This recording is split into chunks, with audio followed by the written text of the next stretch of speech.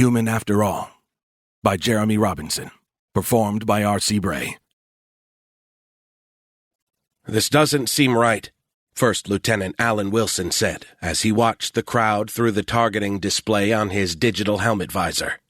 The system locked in individual targets, spacing them out so the 36 Hydra rockets would cover an optimal spread and inflict a maximum casualty count. The targets were mobile and the crowd ever-shifting, but the targeting system could adjust each rocket's trajectory in flight. The Sikorsky X-4 Stealth Raider attack helicopter was a half-mile from the target zone, New York City's Grand Central Terminal. It was accompanied by 9 others, all the same, sleek, black, and deadly. The helicopters went unseen and unheard, waiting patiently to receive the order to commence or abandon the attack. "Right or wrong is not for us to ask," Captain Steve Barnett replied, keeping the helicopter steady in the winds kicked up by dropping sunset temperatures. He spoke with the even tone of someone who'd followed this kind of order before, indifferent to the life and death of it all, or perhaps able to lock it away in some recess of his mind. "But they're not really doing anything," Wilson said. "They're just picketing, with signs. There hasn't been a single act of violence anywhere, all around the world." "It's the last sentence that's troubling," Barnett said. "They're everywhere. They're not violent now, but imagine if that changed."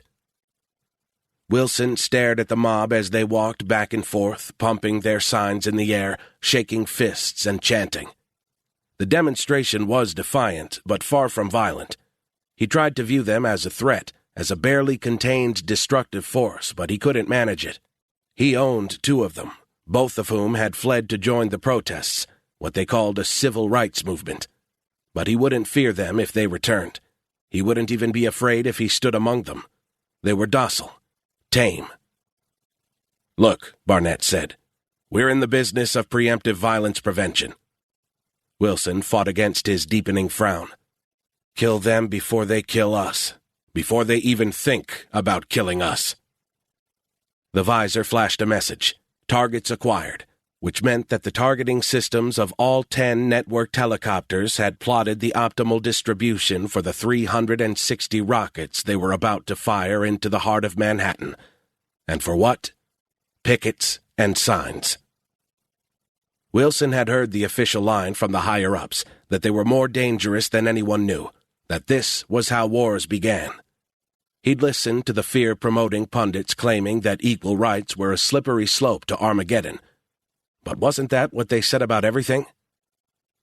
"Watchdog, this is Hammer 1, over," Barnett said, seeing the same targets acquired message on his visor. A deep voice replied through their helmet headsets. "Copy that, Hammer 1, this is Watchdog. We're seeing weapons hot, over." "Affirmative, Watchdog. Targets are locked in. Ready for go or no-go, over." Barnett was all business, stating facts like he was reading from a boring history book. "Copy that," the voice said. "You are green for go. I repeat, you are green for go." Wilson sighed loud enough to be heard. Barnett turned toward him with a frown. The targeting display flashed green. Wilson didn't like it. He didn't agree with it. But what could he do? He tapped the blinking red button on the touchscreen weapons control and sent 36 rockets spiraling toward Grand Central Terminal. He watched as the missiles streaked away, leaving snakes of smoke in their wake. The targeting system tracked the rockets, zooming in close enough to see the destruction unfold. The targets ran at the sound of the incoming rockets, but few made it more than a couple of steps before fiery destruction rained down on the regal face of Grand Central Terminal. The smoke and dust cleared quickly, thanks to a bitter wind cutting through the city. The ruined pavement, concrete, and marble was strewn with dismembered bodies. "Look for survivors," Burnett said, speaking into his comm so all 10 helicopters could hear.